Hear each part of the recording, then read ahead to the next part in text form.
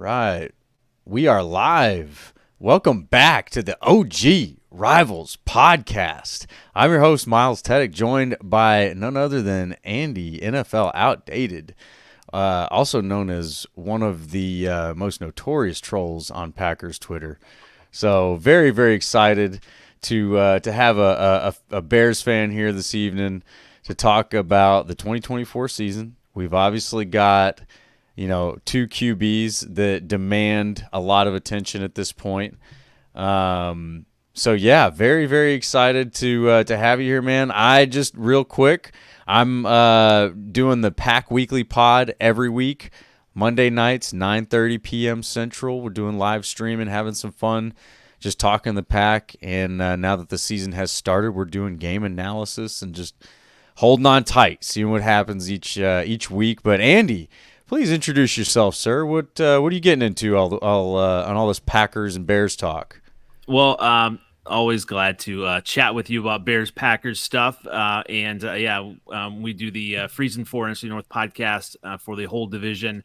Wednesdays, usually at 9:30 Central Time. We took a pause for a couple weeks. We actually have episode 100 coming up here on the 28th. So trying to plan for that and make it a big event and just get the season set up right, all that. But me, I always have my finger ready to press the Packer button, and I always enjoy that on Twitter. And obviously my latest one, what shall we call Lambeau Field this year?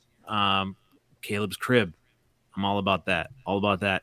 Caleb Williams, he's looking legit, and I'm getting hyped. I'm ready.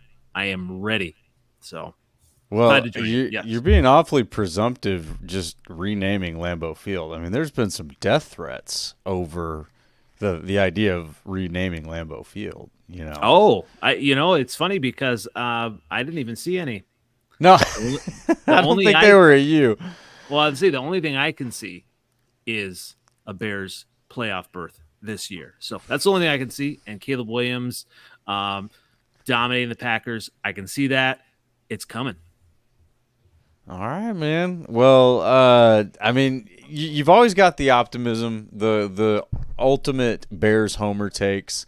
Yeah, I mean, let's jump in. How's training camp going? And actually, I am pretty naive, and I haven't watched any of the Hard Knocks stuff. I really haven't kept track of any Bears camp updates. Every now and then, I've seen a little highlight slip through on my Twitter feed.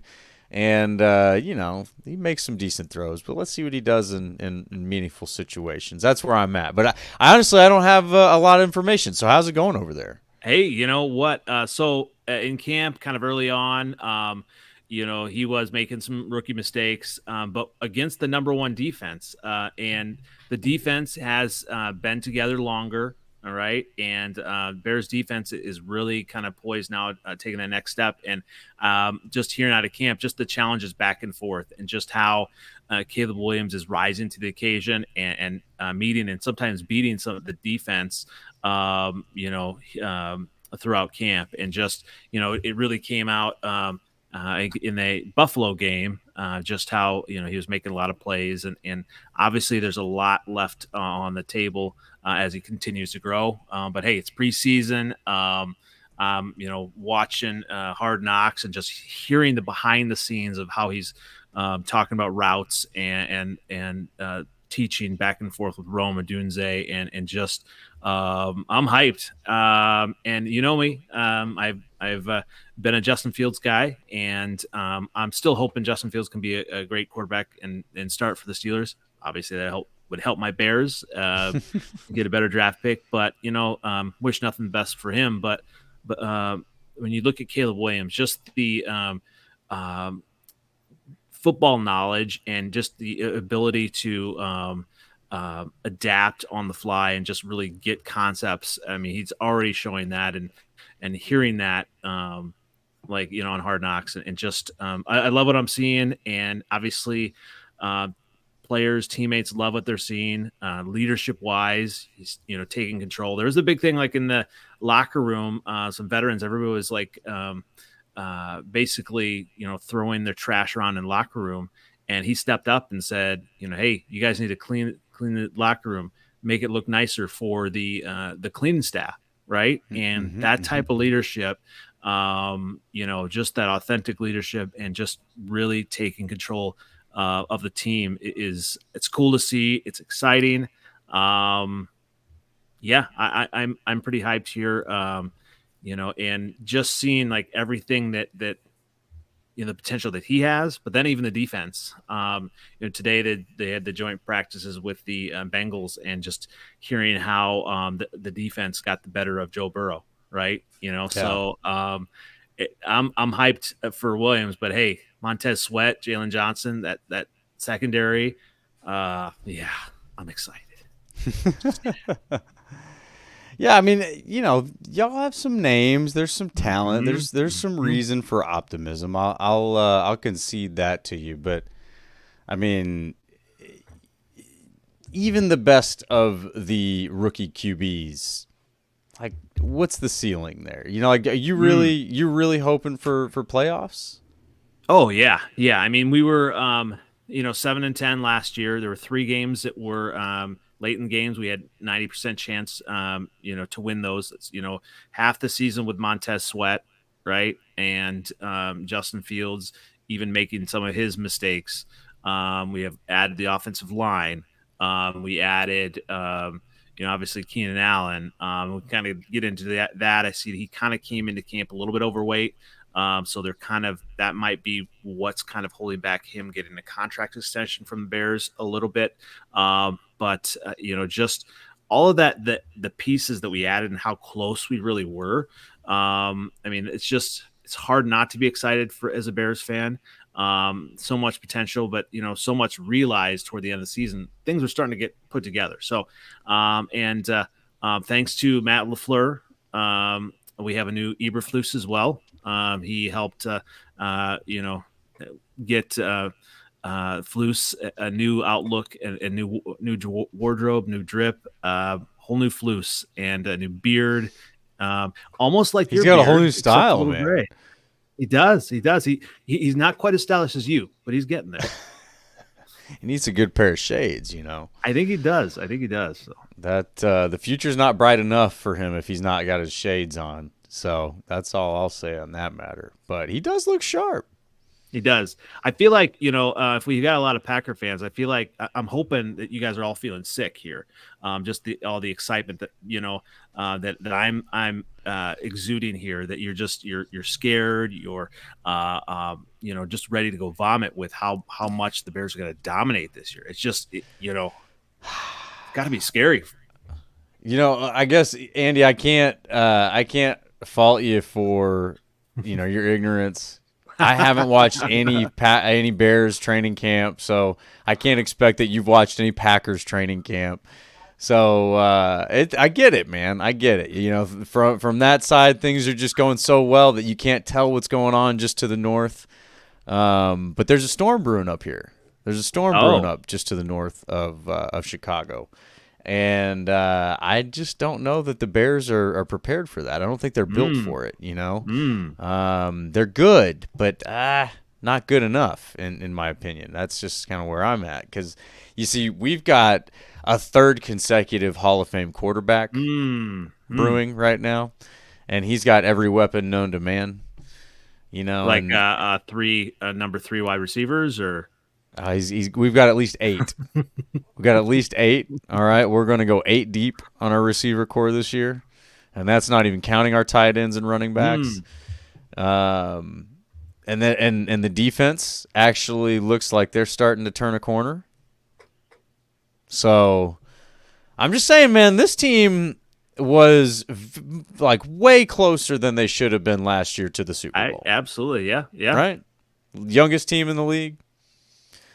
And now, I mean, they're virtually returning the same roster with improvements.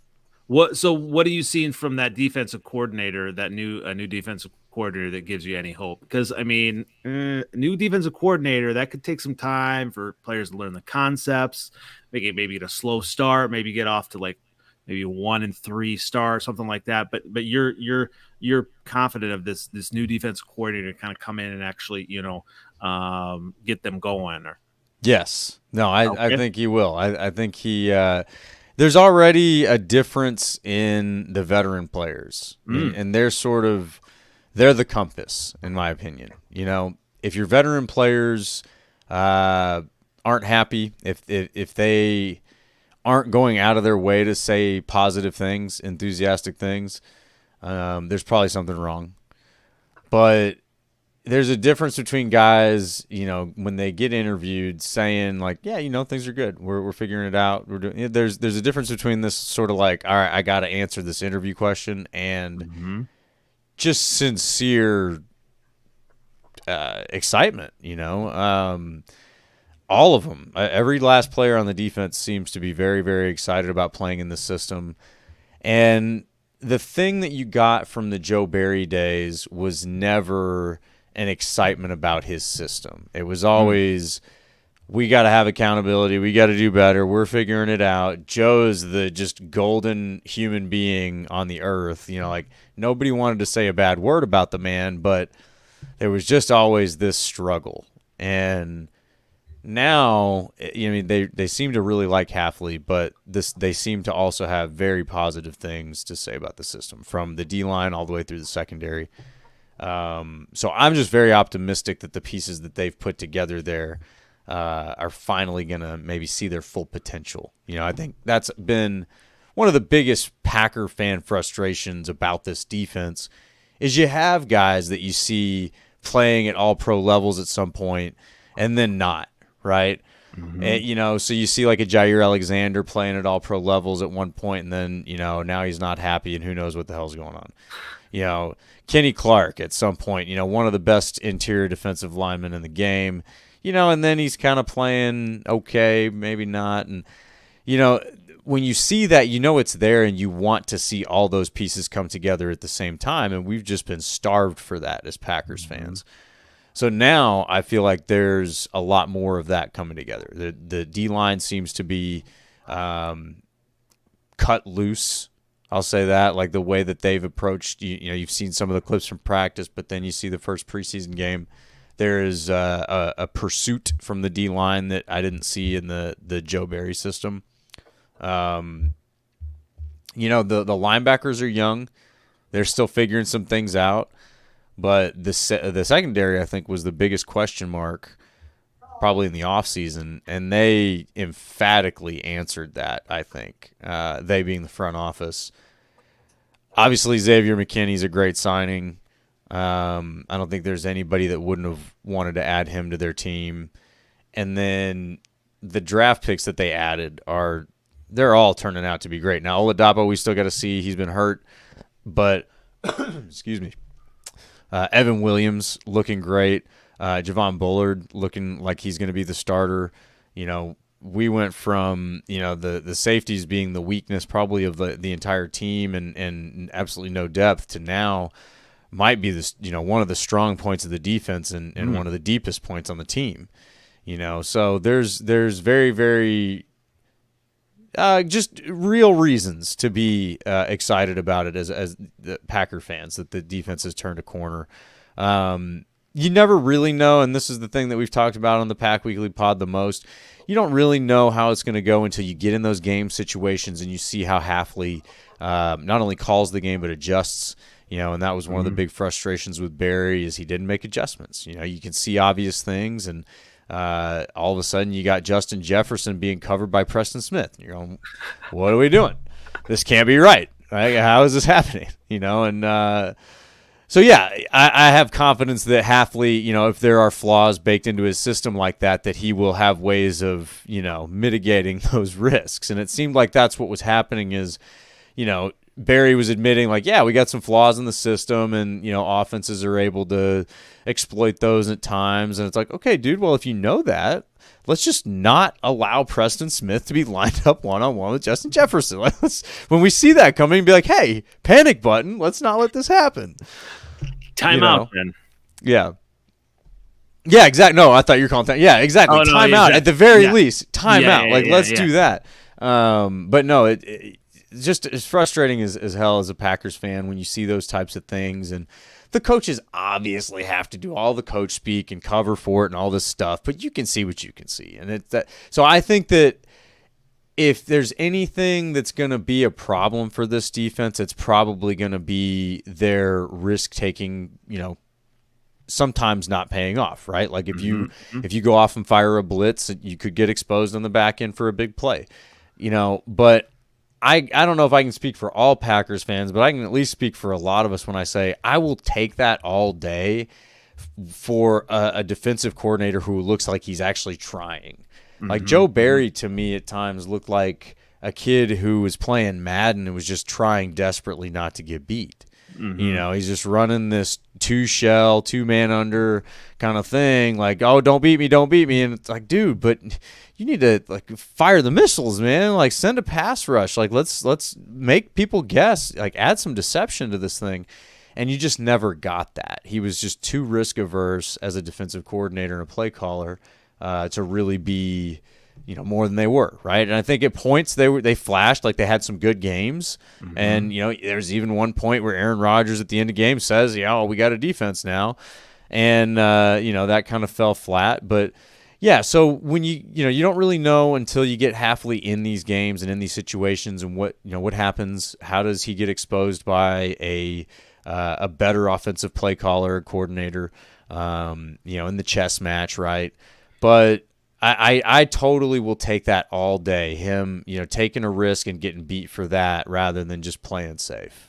Yeah, on the other side with the Bears, the new offensive coordinator, and kidding aside, obviously that's going to be a question mark too. Like, how will he make in-game adjustments?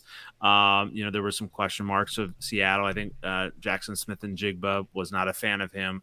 And some Seattle Seahawks fans were not a fan of him, his offense. But the thing is, obviously right now. They've been working since March with Caleb, installing the offense even prior to the draft, and so I think that's helpful. And when you have a quarterback that's generational, that has a talent, that's able to cerebrally be able to adjust on the fly, he can cover up for some of those things, right? And Fields fan, but there were no. A lot of times he was not able to cover up for the things that the Bears past offensive coordinator, Mr. Getsy, was, just all the things that he was doing wrong. So you're welcome. Yeah, he's gone. Thank you. So yeah, I mean, when you think about it, I mean, that's going to be interesting. It's crazy that we don't meet till week 11, right? I think that's just crazy. That is pretty wild. But it actually works out, I think, in the Bears' favor. Just by then, you think of like Caleb Williams having his feet wet, and with Shane Waldron and trying to kind of that chess match of like learning. You really only learn playing the game, and I think that was the whole thing with Jordan Love. I know I loved last year poking at Packer fans about Jordan Love, because everyone's like, well, he's a first-year starter. Like, well, he is a veteran, 4-year veteran, last year. So it's like that, the semantics, but you really do only learn in the NFL as a quarterback by playing. I mean, and right. Getting that in-game experience. So I'm excited for Caleb Williams to get his feet wet, and because it's really, I mean, all kidding aside, I mean, I would take a 2-15 season in 2024 if it meant beating the Packers twice. I absolutely would. And that's something right there. That's how much this means this year. At least get one of these games. Just need one of these games this year. Obviously, the Bears are not going to be 2-15, but we have to get one of these games to just get that taste of winning in this rivalry. Get it, actually stoke it up again. And I think Caleb has that mentality to do that. And you have like Halfley. He comes from the college side, right? So yeah. You talk about exploiting a new defensive coordinator and just that chess match. And I'm really hoping that by week 11 that as far as the on the fly learning that Caleb Williams has to do, that he'll be at that point where he's able to kind of exploit a lot of things. And I think with the Bears, wide receiver crew, I think that's going to be helpful as well. Odunze is looking great in camp. Obviously, DJ Moore is DJ Moore, top 10 wide receiver. Fair enough. But we did talk offline a little bit. Keenan Allen, came into camp evidently like 20 to 30 pounds overweight. So they're kind of working on that, and they may wait till the bye week to see if they're going to give him an extension or not. But hopefully he kind of gets in shape. And but right now, I mean, he's just a technician with his routes, and I think be able to exploit maybe the linebackers, maybe that middle of the field a little bit, and just run out for catch. So I'm excited to see kind of what that comes out to be. I'm excited for Cole Kmet, what he's meaning to the offense. Gerald Everett too. I think that's going to be the added dimension for the Bears as well. I mean, he's had some good years. He's a solid player. And obviously he's not a number one, but he's produced, and so just to have a number two tight end like that is huge. The other thing too that I'm excited that maybe we can exploit the middle of the field as well, DeAndre Swift. And I know there's the big issues with injury history and everything like that, but he actually talking about the way he came into camp lighter, and he is really moving around as well and making plays. So I think that's going to be huge. One thing in camp too, and for those of you that have watched Hard Knocks, and maybe follow the Bears a little bit, Velus Jones Jr. He's been kind of just an enigma to figure out the last few years, like where does he fit on this team? They've moved him because he was drafted as wide receiver, and he just couldn't really catch a cold. And they're working him out as running back as well, and that could really help.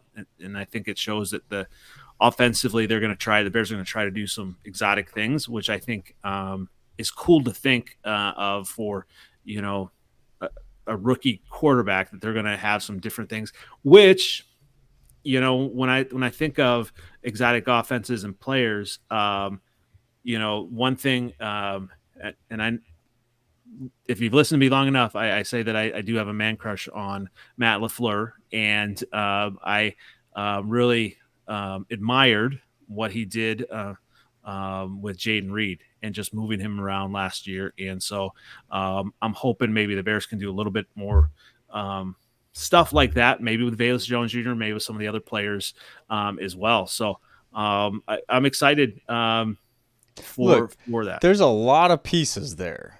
There's a lot of pieces. How long do you think they need for that to gel together? I mean, you've got to admit that there's probably some turbulence as you're trying to take off, right? I don't know. Rookie quarterback? Oh, well, yeah, but he's Heisman Trophy, he's generational, he's all that stuff. Of course. But I think what helps is the start of the season, right? You got the Titans, right? And the Titans aren't going to be a pushover, right? But they're not, the Packers. I think I was excited for, obviously prior to the game, the Bears-Packers game week 1 last year. I was excited. I was pumped. Oh yeah. Why not, right? You guys were going to take the North, right? North.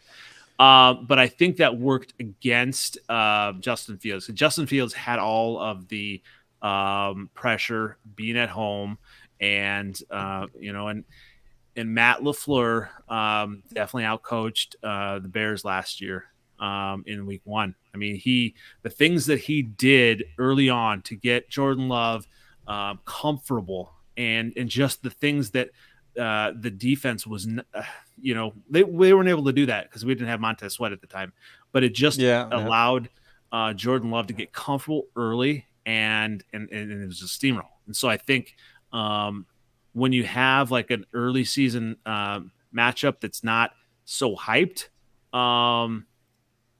I think it helps kind of the pieces kind of ease into things a little bit better, right? Because right away, I mean, if you go 0-1 in the division, I mean, that's huge, right? So I think there's a little bit less pressure on him to kind of like beat the pack early. Because that, I mean, like I said, I mean, I joke, but 2-15 and beat the Packers twice. I really, I take it, absolutely take it.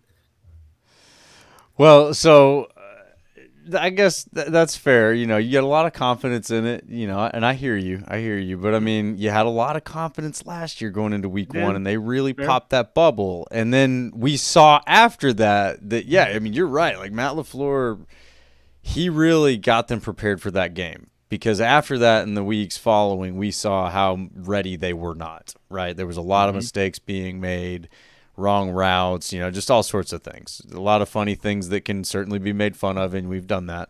But, yeah, I mean, you definitely had a lot of confidence going into that week one matchup. And so now we get 10 weeks to see what's going on. And really, you can be a different team by week 10 than you are in week one. So that's where I'm more optimistic as a Packers fan. Obviously, we're representing different sides of the fence here. And,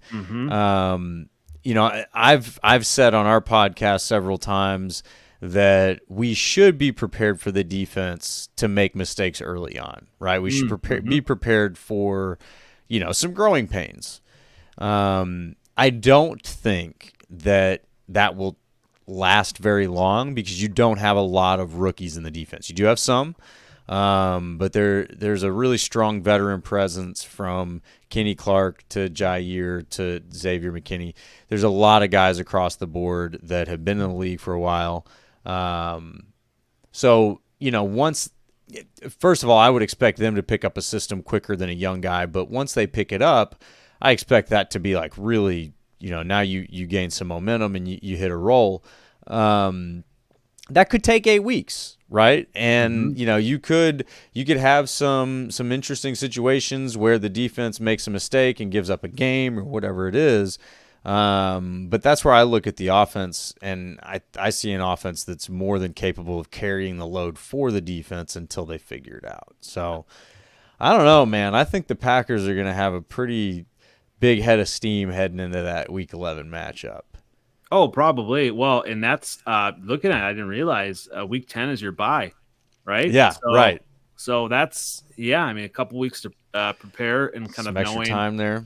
Yeah, so I can see that. When you look at the schedule, I mean, it's going to be interesting. You know me, I like to poke fun at Packer Nation, right? And what if the Packers get off to a slow start? Because this Eagles, I mean, you have a tougher start than the Bears do. Obviously, Eagles, the Colts aren't a slouch, right? So, right. The Eagles one being in Brazil, right? I mean, that throws players off. And then you have Titans in week 3 and Vikings in week 4. I think the Vikings are going to be train wreck this year. I said that even before Addison getting hurt and JJ McCarthy. I just think they're going to be maybe 3, 4, 5 win team at that. If you look at their schedule, so I mean they're snake bitten, man. That really are. I don't know what's going on over there. They got like a dark cloud over their stadium. They do. So I don't know. Maybe 2-2 going into week 5. So. And then 2-3 after losing to the Rams, then 2-4 after losing the Cardinals. Yeah, man, the Packers are really going to kind of. Oh, and then 2-5 after losing to the Houston. Man, you're really going to slide here. What's going on? I'm just looking at this. I'm scared for you. I'm really scared for you. No, you're not. No, you're not. I'm just like, I can hear your ankles shaking in your boots over there. No, I do think that they have, I mean, it's not an easy start. The Colts are no slouch. The Titans are no slouch. The Vikings, that's just, I almost feel bad for Vikings fans at this point. I've never thought I was capable of that. Yeah. The Eagles game is a toss-up, and it's the first game of the season. It's traveling to Brazil. That can affect both teams one way or another, I will say I'm glad they're doing that as the first game of the season, whereas, like when they went to London in the middle of the season and that seemed to like throw everything off a few years ago. Yeah. Yeah, get it out of the way, and then, if it goes poorly, chalk it up to a fourth preseason game, and get things back on the rails, back at home against the Colts. But yeah, we've gone through and did a little bit of a kind of a way too early analysis of some of these games. We were looking at them, and honestly, the way, and again, assuming you have to assume health, right? Until somebody gets injured, you don't assume they will, but assuming healthy, the Packers, again, their offense matches up very well with all of these teams. I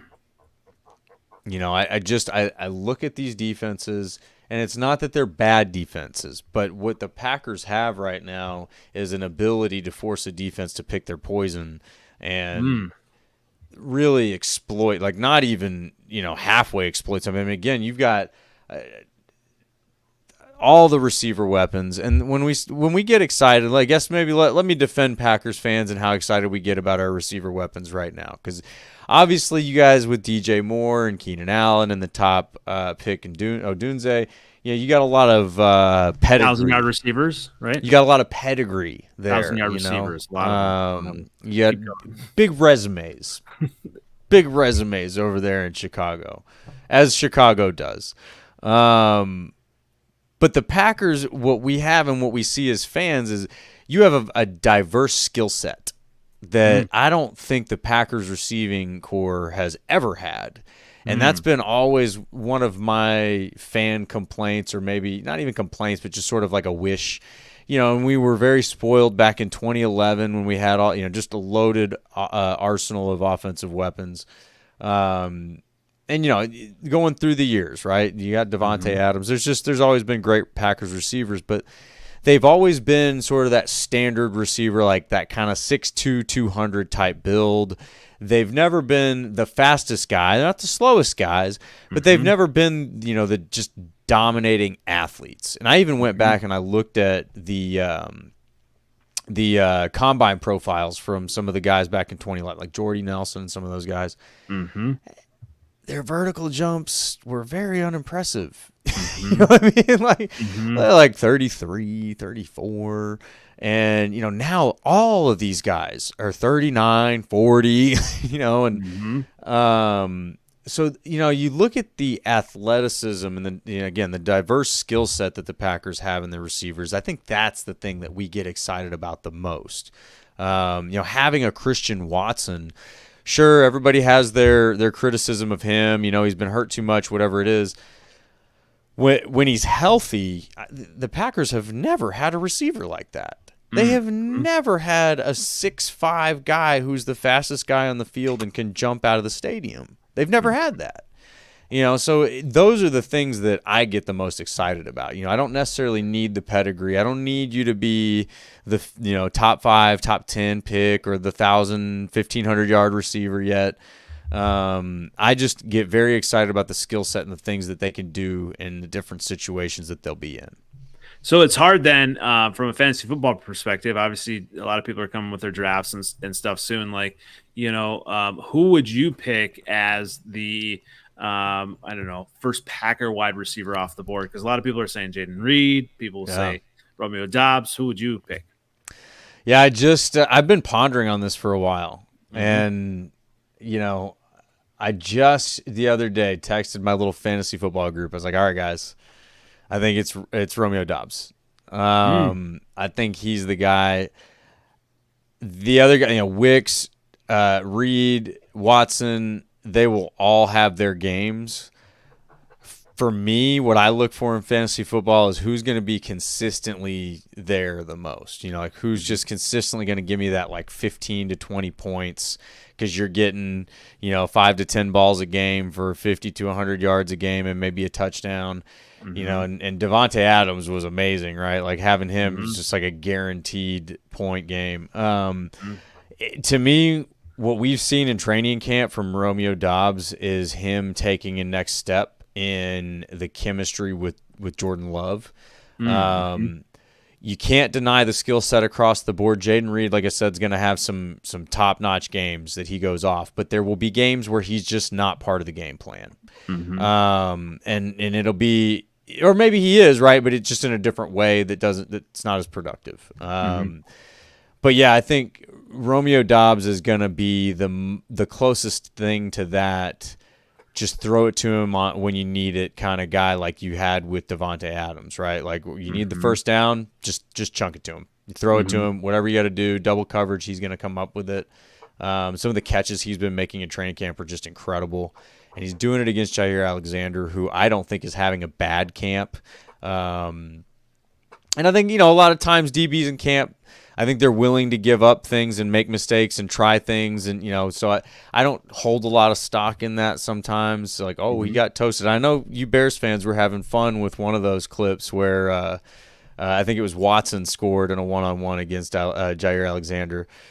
And the thing is, there's a lot of ways to look at that, and if you're in coverage there, he's probably passing Watson off to a safety in that situation, so there's certain things you got to let it go.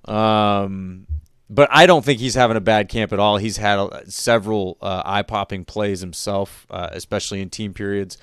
So, when you get to see these guys that are some of the best in the game go against each other, Romeo Dobbs is only going to get better by going up against a Jair Alexander over and over and over again.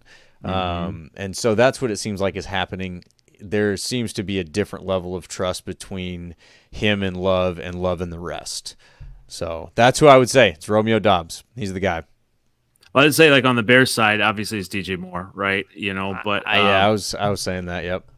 But with the chemistry that Caleb is building with Rome, and he's going to be a touchdown monster. He really is. Like, throw it up. Like, he's they're really going like back end zone. Really trying to kind of work in some of those. Like, I feel like Rome's going to have a lot of touchdowns. So I mean, DJ Moore is going to be the guy. He's going to be the basically easy 100-yard game. I mean, he makes those extra plays in space that just, like, oh, he's having a good game. Oh, wow, he's got 150 yards. Wow, he just takes it like 15 to 20 yards at a time, and all of a sudden, yeah. Yeah, and so when you look at, I mean, he take it to the house too, right? So he's those games.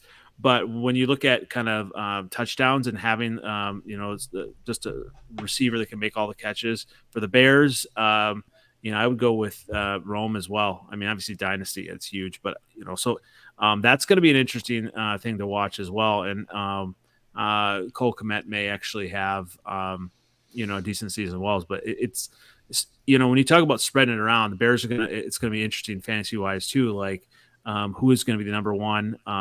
It is a little bit more easy to see that DJ Moore is the unquestioned number one wide receiver in the Bears system. And in Keenan Allen, he's going to have his plays too. But, it's going to be DJ and Rome, I think, from a fantasy perspective, who you want. So, yeah, no, that makes a lot of sense. Keenan Allen's, he's hurt too much for me. Yeah. I know it's like when he's good, but, it's just not reliable. I will say this. The best value the Bears are going to get out of Keenan Allen is him just being in the lab with those guys. Yes. Him being that coach and on the field, that kind of, and he's notorious for how good of a route runner he is. As a Packers fan, I hope he doesn't rub off on those guys, but so I think he will. That was the thing, like in camp, like it said, like he hasn't gotten a touchdown on Jalen Johnson, and the Bears DBs best they're up there. Tyreek Stevenson's get up there as well, but that was the thing. Keenan Allen was saying he was going to get one on Jalen and in practice the next day, and you see this on Hard Knocks, and then he doesn't. Just how good. And Jalen Johnson, he is, I think he's underrated. He was pretty pissed off that he didn't make the top 100 for this year, right? Voted on by the players. Yeah, that's interesting because he graded as the top cornerback on PFF and then doesn't get even in the top 100 by his peers. That is strange to me. Yeah, and it was obviously he was mad too that Brett Favre didn't even play really last year, and he was in the top 100. So I think that's going to add an extra edge to him. I mean, he just got paid. But he's going to have the extra edge too, right? So, Yeah. It's going to be interesting just back and forth. You see the different position groups and the strengths and everything like that. All jokes aside, I did go to the NFL draft with a Jordan Love is mid T-shirt, right? And Yeah. all jokes aside, Jordan Love got paid, right? He did. I am eagerly anticipating how he will do the first few weeks. I can see him doing well. Okay, I will at least admit that. Like he had. Okay. He's starting to put some things together, right? Yeah. I wonder though, if he has a slow start, I wonder how many Packer fans will jump off the bandwagon quick, because Packer fans, this, like, very fickle, right? It was a tough halfway through the season last year. I mean, maybe some were clamoring for LaFleur to be fired or whatever, but it'll be interesting. Sounds like wishful thinking to me. Right. Well, it is on my part. Yeah, absolutely. But it'll be interesting. I do think, Love is putting it all together.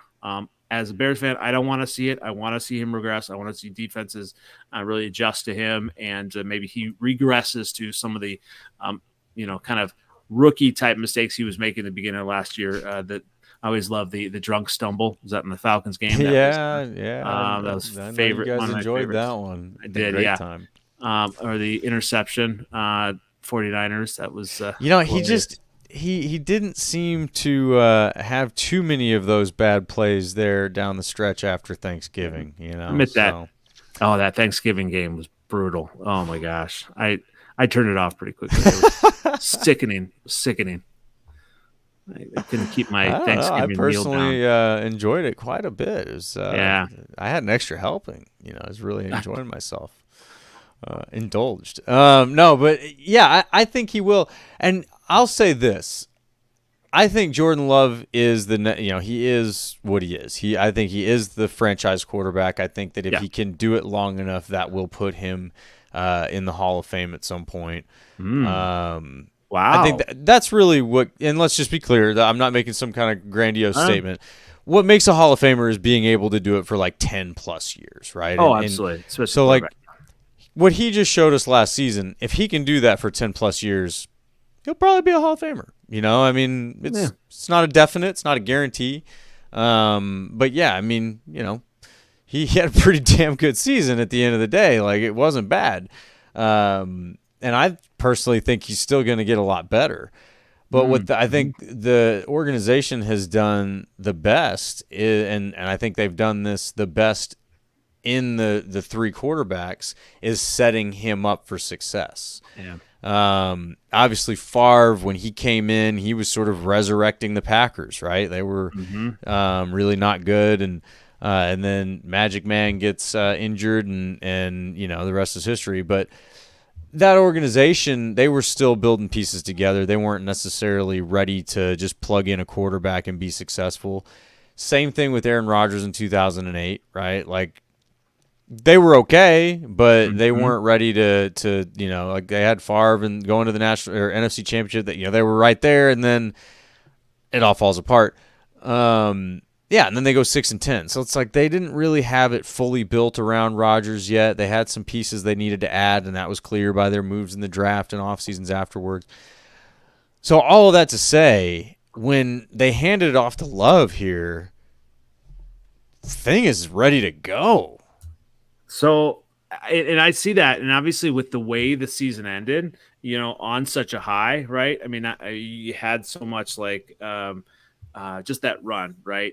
Unexpected run, and what I'm hoping for, trying to speak into existence, is it to be too much like a build up, right? I think you can be so excited as a fan with how the season ends, right? And obviously, only one team wins the Super Bowl, only two teams get to the Super Bowl. All of that stuff. I mean, the Lions fans, obviously, they're like super hyped because they should have gone to the Super Bowl, right? If it wasn't for a former Bear that bounced off his helmet and all of that, right? So they should have gone to the Super Bowl. So they're hyped because they were right there. Very close. The Packers were right there as well. I mean, they did lose to San Fran. I was nervous. I absolutely was nervous. I was watching the hotel room. They had them on the ropes. They did, and so they were there. Is it too much pressure though? Because I feel like they definitely are playing loose in the playoffs. It's kind of like house money, right? And so you always wonder with the roster. Obviously, you've got the veterans, now and all that. You always wonder, like, is it going to be too much pressure going into next season? How things ended. Everyone's going to be expecting more. What's next, right? Because I hear a lot of Packer fans saying, well, 13-4, 12, 12-5, playoff, Super Bowl, MVP love, all of that stuff. It's easy to get carried away, right? And so that's what I'm interested to see, and what your thoughts are on. I mean, Packer Twitter and maybe people just kind of going a little bit too crazy on the expectations for 2024 for Green Bay. I mean, I'm guilty. Right? Like, I've said Super Bowl or bust already. I will say this. It's easy to make projections off of, the end of the previous season. But so much changes now. You got all these new players coming in as rookies. You've got some free agents that have shuffled around, coaches that have shuffled around. So, in a lot of ways, as cliche as it is, it's like it's a whole new season, new teams. There's just it's not as easy to predict and project those things out. You can look at the individual teams and go, all right, who looks like they got better, who looks like they got worse. Right now it's pretty easy to say that the Vikings will probably sit at the bottom of the NFC North. And say that louder for the Vikings fans, because some are like, well, the Vikings will probably sit at the bottom of the NFC North. Yes, absolutely. Okay, thank you. Yes, we have to put the emphasis on that. Right? Bottom, the fourth place, last. That's the last place. Vikings fans, we're talking specifically to you right now. Yeah, just and look at the season, and it's okay. Accept it. Don't expect. Okay. Yeah. In fact, embrace it. Take a page out of the Bears fans book, right, and get very excited about your draft pick. Just start now. Like that, you guys. I'll tell you what, Bears fans, you guys did a great job of coping with some pretty rough circumstances over the last few years. And you have a chance to, like, what is it, 3 top quarterbacks now since 2017 that you've taken out of the draft. Hey, you're third time's the charm. You're bound to get one right eventually. Oh yeah, generation, absolutely. Some that really think, obviously, Packer fans kind of joke, well, we're going to ruin him, whatever. Already you're seeing early on just some of the arm angles that he has and some of the things that he's able to do with the football, and he holds on to it just enough, to get the receivers open, and just some of the extra things he does, it just, you can't be said enough about how much that matters, down the road when you're able to just do some different things with the football and just with his eyes and stuff like that. So I'm hyped with that, with what he can do. Hey, he doesn't have to be an MVP quarterback for the Bears offense and for the team either. He's still a rookie. You gotta have that kind of perspective, right? I mean, like, keep everything grounded. He's still a rookie. And yeah, I mean, so he can have an average season for the Bears and still be the best quarterback, the Bears have ever played. And so it's a low bar. I get it. I wonder though, like when you think about like quarterbacks, I mean, or team wise, roster wise, I feel like Jordan Love has to do more for that roster than Caleb Williams might have to do. That's all right. So I can understand why you would say that, but that's also why I say that they've done such a good job preparing Jordan Love to take over when he did. Right now, and again, assuming health, right? But right now, the weapons that he's got. Again, great receivers. We'll just say a great variety of receivers, right? You've got such different skill sets across the board, and from 1 through 4, really. Some really capable tight ends, right? Musgrave might be the fastest tight end in the league. Kraft looks like just a beast, and you've got a good stable of running backs too, and the O-line doesn't look bad. So like just looking around at him, I don't think he has to be the best quarterback in the league in order to be able to play like the best quarterback in the league, if that makes sense, right? Because like there's a lot of times, and we watched this with Rodgers, where Rodgers had to elevate the play of those around him for them to do what they did and for him to become, play like he did. I don't think Love has to do that. I think, and I hate using this, and I'm sure some Packer fans will be mad at me for this, Love can be a game manager. He is not. I don't think he is, but he can be. Clip that section. Yeah, I know. I'm going to get roasted for that. He can be a game manager, and they still would, be built for success. He is not a game manager. The man has the arm to get the ball around and to absolutely just take control and command of a game with his own skill set. But he doesn't have to. So that's and that's why I think it's really exciting for Packers fans and why we have so much optimism. And even then you look back and it's like you got some good coaches around him. You got good play callers. Like top to bottom, you've got faith in what is out there, what based on what the season had. That's why you play the game. You got to get out there and play the game. So then let me turn it on you though. Yeah. Because from a Packers fan perspective, what do we see in the Bears? Obviously, we can pick on you guys for how things have gone the last 10 plus years, and last season too. But one of the biggest things that sure we can say you got some good receivers. No argument there. You got some good receivers. Caleb Williams could be a good quarterback. Should be a good quarterback, right? You use the first overall pick on him. Hopefully, he's a good quarterback. You got decent running backs. You're not like worried about that. I, as a Packers fan, feel like your weakness is your O-line. Have they done enough to protect Caleb Williams? Yeah, so that's the big question, right? I think we've got another year of Darnell Wright, and they're starting to gel. They're starting to get people in position. Now we've actually got, I think, centers that are capable. I think that's huge. Yeah. Their big question mark is Nate Davis, and maybe he doesn't even see the field. He's been the real. Not able to stay on the field. Not able to practice. Just a lot of different things. But you got Tevin Jenkins, so they haven't quite done enough. Overall, right? I see the Bears making the playoffs, and we're not quite ready, though, to kind of take that next step to go NFC Championship, maybe Super Bowl. Maybe we make a surprise, run, but we're not quite there yet because of the offensive line. I think that's because of just making sure they gel. We're better now, though, than we were last year this time, which is huge.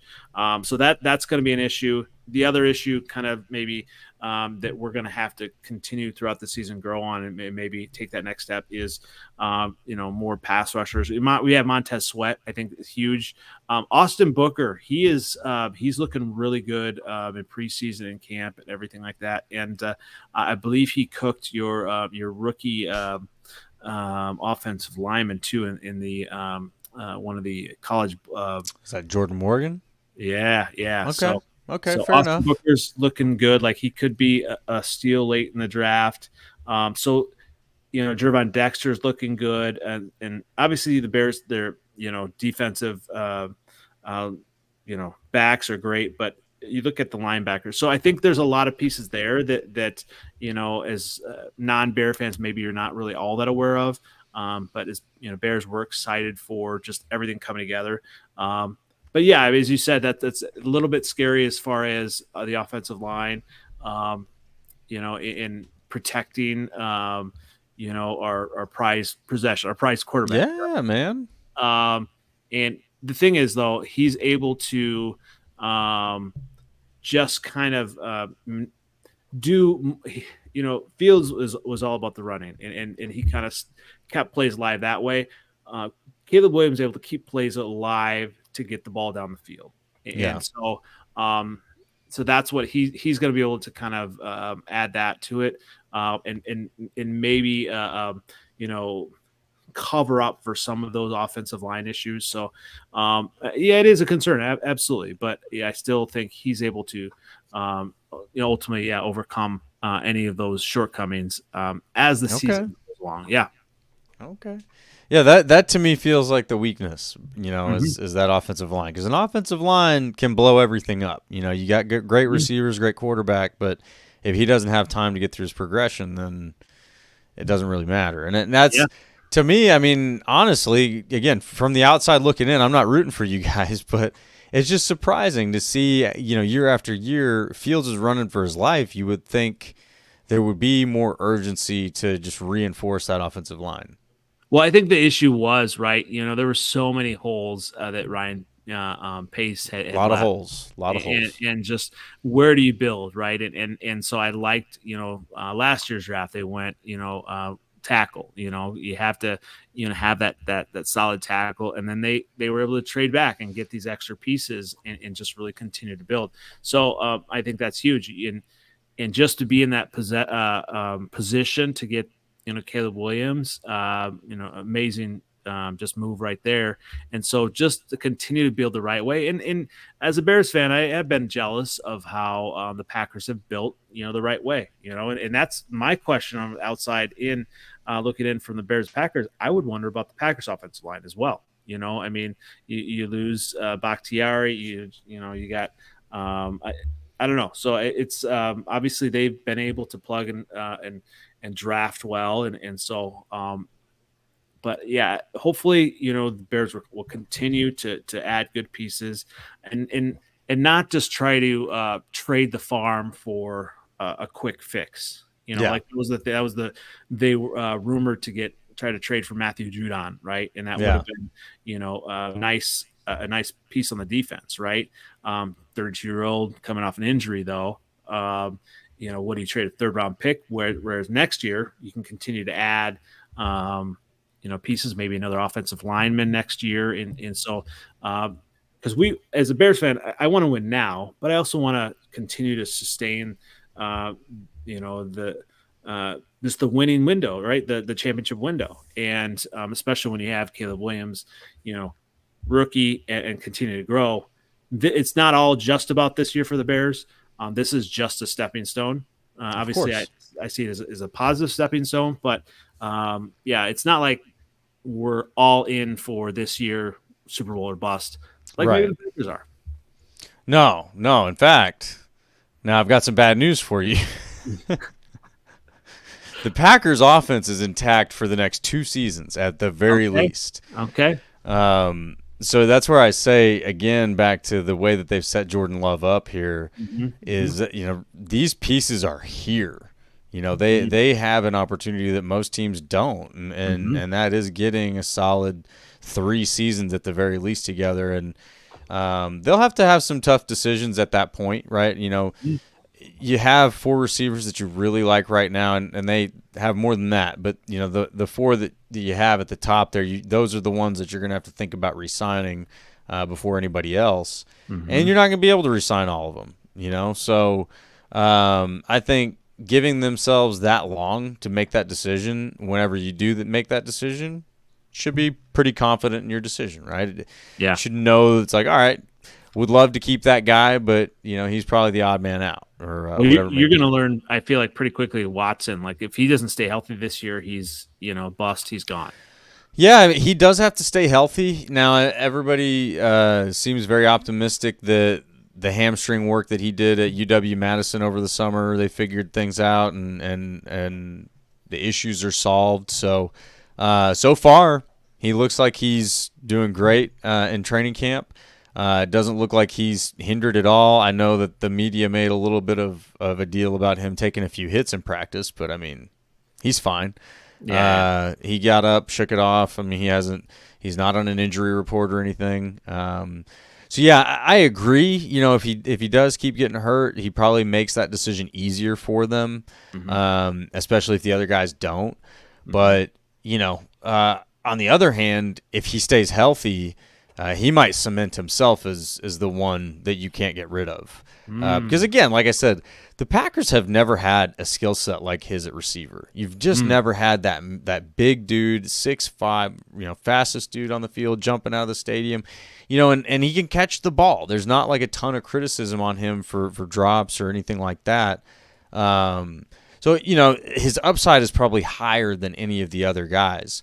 But at the end of the day, and I've already mentioned this a couple of times on this podcast, like consistency is what really gets these guys to separate themselves. You can have one good season as a QB, you won't make the Hall of Fame, but you put together 10, 15 good seasons, you probably will. And same thing with the receivers. These guys can come out and have a good season, catch 10 touchdowns one year, and then the next year you're kind of irrelevant, and if you do that, then again, you make that decision easier.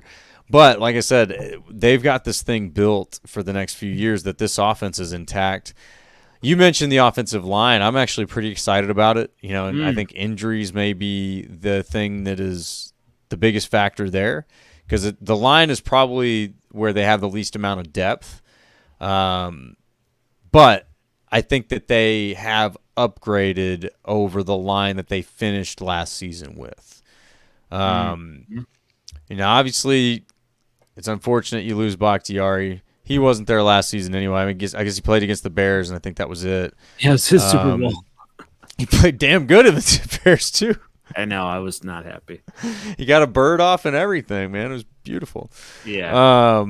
But anyway, yeah, I mean, you never want to lose a guy like that. Even in the locker room, I think that there's a lot of value lost.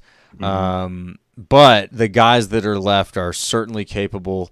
Tom and Walker at the tackles, they looked great down the stretch last season. They were a big part of the reason why the Packers were able to run the ball well, why they were able to actually grow in the passing game, because they were protecting Jordan Love. And it looks like those guys have picked up where they left off. So, now you got your rookie tackle that you took in the first round at Jordan Morgan. He looks like he probably will have the best chance to start at right guard, which has been the biggest weakness for us over the last few years. We've had a rotation of just lackluster dudes. But even the competition at center is heating up now, which is good, because Josh Myers is kind of a liability here and there at center. They brought in Jacob Monk out of Duke. A lot of people were really excited about Graham Barton, but when you put the tape on and you watch Jacob Monk, there's a lot of similarities there. To me, it doesn't look like a huge amount of drop off. So I'm excited, and what we've seen so far from Jacob Monk, he looks like a mean player. I'll say that.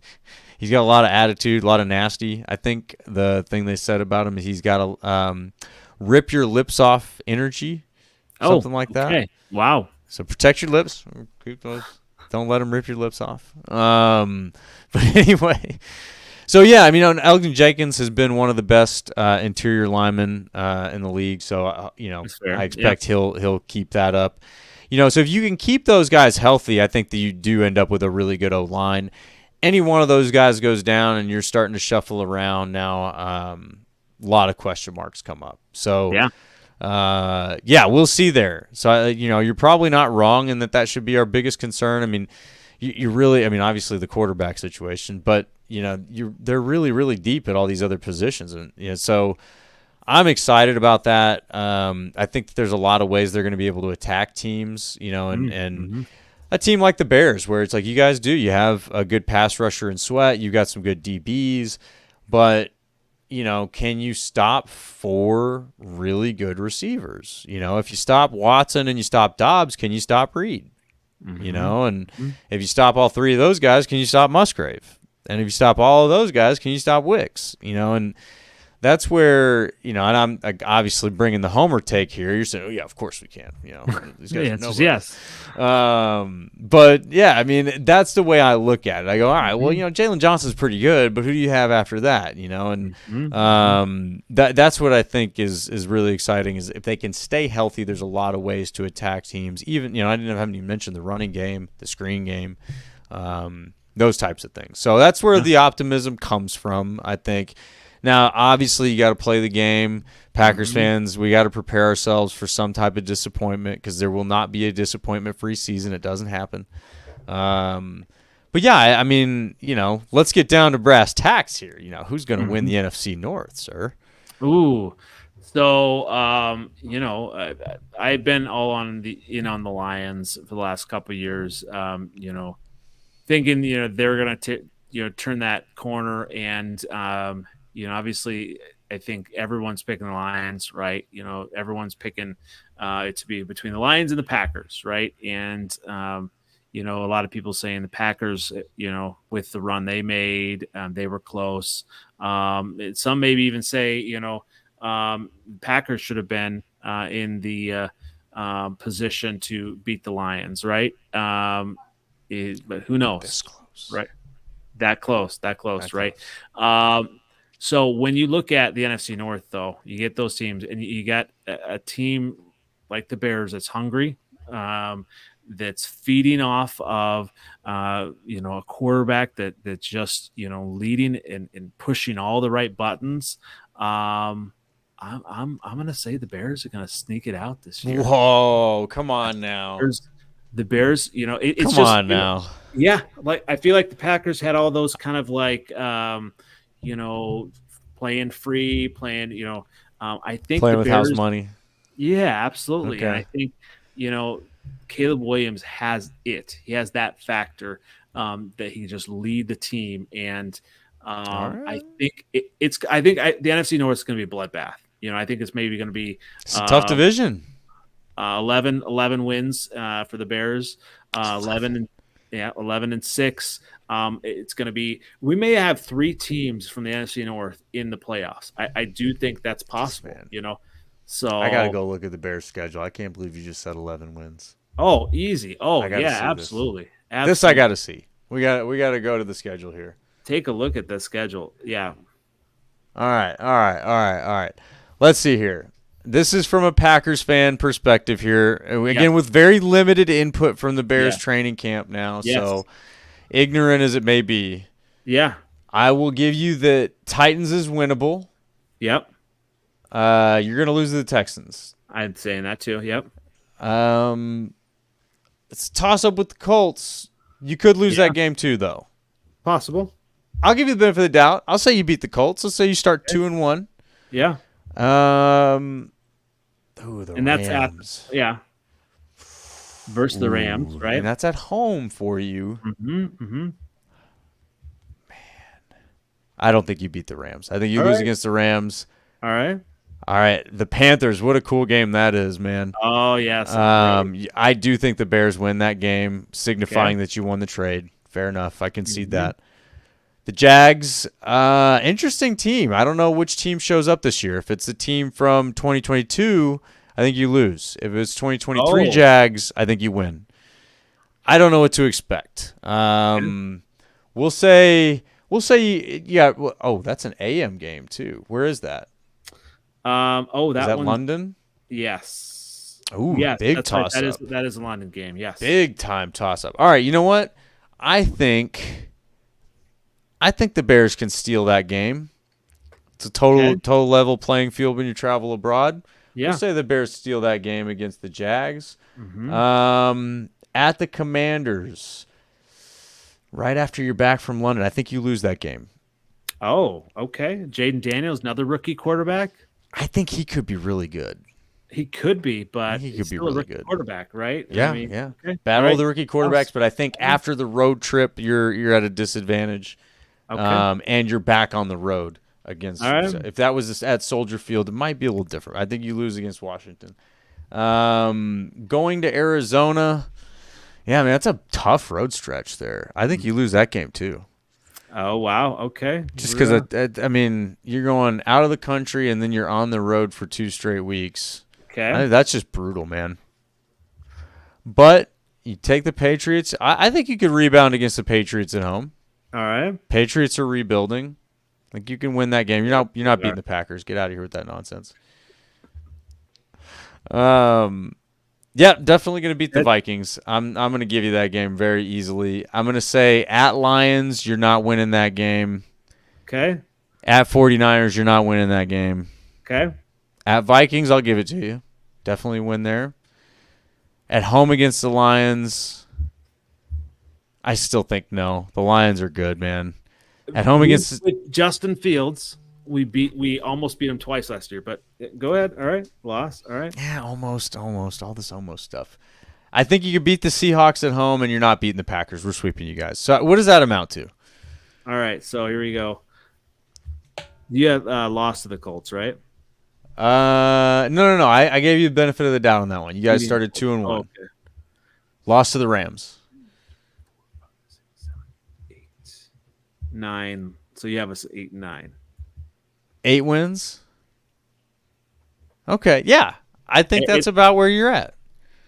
Well, you may, but to say that, I get it. I get it as a Packer fan. It's hard to be like, okay, well, the Bears are going to at least split. But, you look at what the Bears did versus the Lions. You might split with the Lions. We match up, so you give us you might split with the Lions. 9 and 8. There was some questionable things. Obviously, Washington, the roster, they're really big time rebuilding. They've got a lot of holes. Jaden Daniels may be good, right? And I get it, So I just think that's a trap game. Coming back from overseas, you're on the road again. You got a young team too. You got a rookie quarterback. Yeah. I just think it's a trap game. Could be. Arizona is going to be, it'll be interesting to see kind of what they do, with Kyler Murray and Marvin Harrison. So that could be a tough game, absolutely, with how warm it gets there too, right? So, I mean, hey, you kind of went homer on a little there and 8 and 9. So, I mean, you got Packer fans saying, the Bears are going to be 6 wins, 7 wins. And it's an easier schedule than It's not a bad schedule. It's really not. I mean, yeah, there's definitely a case that you could beat the Jags, the Commanders, and the Cardinals. I mean, you really, yeah. You probably have a more reasonable path to 11 wins than I originally thought. All right, and it's interesting too. You can. It's easy to be like, okay, well, pluck a number out of thin air, but you kind of look at it. We did this last week of the Freezing Four, or maybe a couple weeks ago with the Vikings schedule. You kind of go down and you're like, oh, they could have a 0-6 or just the start and a tough season. Yeah, even before JJ got hurt, even before Addison, whatever he's going to deal with his DUI and now getting hurt, whatever, it could be really brutal. But here's the thing. Yeah, I mean, there's some winnable games here. With the veteran presence that the Bears have, and as you start to get into the season, and Caleb Williams gets his feet wet, it's out there. I'm just saying. I'm looking at that schedule right now. It is, the Vikings. The Vikings one. It is. Yeah, right? That's rough, man. So goodness. But hey, good luck to you. Yeah. So. Yeah. No. I'll give the Bears. Again, I probably would have said 8 to 9 wins. That would have been probably my guess going through it. Yeah, 8 to 9 wins. Yeah, you win some that you don't think you would. You lose some you don't think you would. That's why I kind of give that room for toss up. But again, 8 to 9 wins with a rookie QB that's pretty good. That's above normal. You know what I mean? Most rookie QBs they're just not playing well. Well, absolutely. And most rookie quarterbacks, don't go to a team with this roster, right? And obviously that's because because of getting the Carolinas pick, right? I think that's huge as well. And so I get it. I'm similar if I kind of look at the Packers schedule and I want to see more losses than wins. But I think there could be three of the teams, 3 of us in the playoffs, and there's a good case for that. Yeah. So, So all right, man. We'll probably have to have a few of these throughout the season. I'm thinking maybe one before each matchup, but when you look at the NFC North, we're talking about the OG rivals here. We're zooming into the Packers and the Bears. To heck with the rest of them right now. The Vikings have a storm cloud over their team, and the Lions look all right. They look pretty good. Yeah. If I'm a betting man, my gut tells me that they start declining. I feel like their window's been open for a few years, and I feel like maybe they peaked last season. But I'm wearing yellow-colored Homer glasses here, so I'm just being honest about that. But I don't think they'll be bad. I think that the Packers win the NFC North this year. I think that they could split with the Lions. They could even, you might split with the Bears. You guys come in and steal one. I don't see it. I don't think it'll happen. My Homer glasses just don't let me see that. I get it. But no, I do. I think that they win the NFC North. I think that you're mentioning how do they respond after last season? Is the pressure on now? They were playing with house money before. Mm-hmm. I personally think we'll see. It's good for those guys to get that taste in their mouth early. Yeah. Right. Yeah. It's like that. Hey, we were almost there. Like we actually were really close. And we even could have won that game, and it's just now it kind of puts that chip on your shoulder and leaves you with that hunger. Like, hey, I want to go do that again. I want to get back there. I don't want to take my foot off the gas. I hope that's how it turns out. I think that whether that happens or not is up to the team, and that's probably what a lot of these guys, every team comes down to every year. Yep. But yes, definitely high optimism for the Packers right now. I'm going to say Super Bowl or bust. I think that you should be in the Super Bowl this year. Maybe, I don't know if you're winning it. I don't know if you're beating whoever, whether it's Patrick Mahomes or whoever beats Patrick Mahomes from the AFC. But I do think that, I think that the Packers' potential is as high as it gets. So, any bold statements to make before we wrap it up? I know you are like one of the biggest trolls on Packers Twitter. Do you have any message for your biggest fans? Regarding, I was just gonna say, Bears are gonna have 2 1,000-yard receivers this year, and 2 of them, and I'd have to look again. I think it's for how many consecutive years. I don't think the Packers are gonna have a 1,000-yard receiver this year at all. Once again, and so I think okay. Christian Watson, he may get close enough, right? But he's not going to have that. I think the Packers do stumble a little bit because of those expectations, and they come back a little bit down to earth. Maybe Jordan Love's trying to do a little bit too much because the defense is still trying to figure things out. That's a fair case.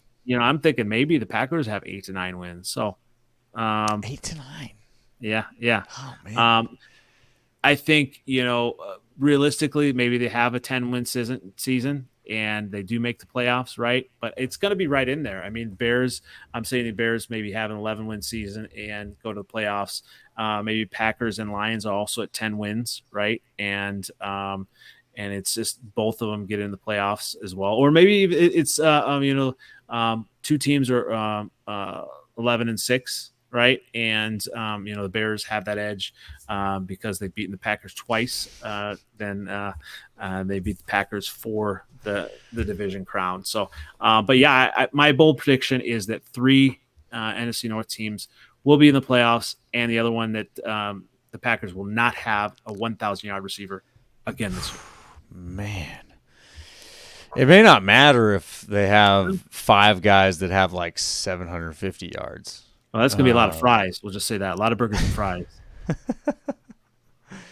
No, I think that's a pretty bold prediction, man. I will say here's my bold prediction. I think that when the Packers and the Bears meet in Week 11, the Packers will have at least 9 wins. Ooh. Oh. Wow. At least 9 wins. It will be at least 9-1 going into that game. Wow. Okay. That's bold. That's even bold for me. And wow. And we'll hop on the OG Rivals podcast again and we'll check receipts. Wow. I'll step up to the plate and own it if I'm wrong. I'm gonna have to step up my game now. Wow. Wow. Okay. And you will not be renaming Lambeau, sir. I have to lay that law down on behalf of Packers Twitter. Lambeau Field shall remain Lambeau Field. It's okay. It's Choketown, USA. It's all right. Now, I mean, what you got to be worried about is taking back ownership of your team. I mean, Aaron clearly handed it off to Jordan. Well, I did think it was funny how Jordan, was wishing a happy Father's Day to the Bears. So it was kind of like, okay, you kind of missed on that one then, because whatever. Yeah, I'll give you that. He tried. He Yeah, wanted. There was a joke there. He was going for it, but he missed, and that's he all did. right. He did. Yeah. All right, man. Well, I appreciate you jumping on, Andy. It's always fun cutting it up with you, and hopefully I'll be able to jump in with you on the Freezing Four here soon. Yeah. But most importantly, I hope we have a fun season. I'm glad football is right back in front of us again. And shall we plan on talking again leading up to the Week 11 matchup? Oh, absolutely. If not before, let's absolutely, of course, absolutely. Let's absolutely plan on that week, and gonna be a lot of hype. So a lot of hype. Hey, maybe the Bears will have their 8 or 9 wins going into that game. We'll have like a real NFC showdown. Yeah, I see it. All right, fair enough. Do you want to plug the Freezing Four or anything else before we cut out? Yeah, absolutely. Freezing for NFC North podcast Wednesdays at 9:30 CST. We're going to start back up on the 28th for our 100th episode. Lots of surprises. I know trying to get Bob Angelo back on. If you know who he is, the creator of Hard Knocks, always has so many good player stories and just football mind right there. Just going to try to have him back on, and love to have you back on, and just going to have some fireworks for the 100th episode coming up. And we have TikTok. I got to fire that up more as well. The Freezing number 4 pod on TikTok, and usually have a lot of parts from the show on that. And we'll definitely have stuff from the Twitter, where we're renaming Caleb's crib and all that. Maybe we'll have to do a video on that as well. You're really gonna stir it up, aren't you? Oh yes. So. All right, man, and you can catch me every week on the Pack Weekly Pod, Monday nights 9:30 Central Time. We're just talking Packers, man, having a good time every week and breaking down these games now that we got them. So would love for y'all to jump in with us. Andy, certainly welcome to jump in there and stir things up as a Bears fan if you want to, man. But definitely looking forward to a fun football season. So I appreciate you jumping on tonight, man. Thanks again. Yep. All right, y'all. Have a good evening. If y'all enjoyed the episode, spike that like button for us. Subscribe to the Packers Talk YouTube channel. Subscribe to the NFL Outdated YouTube channel. And we will see y'all next time. Go, Pack, go. Bear down. Oh, dang it. Got to end stream there.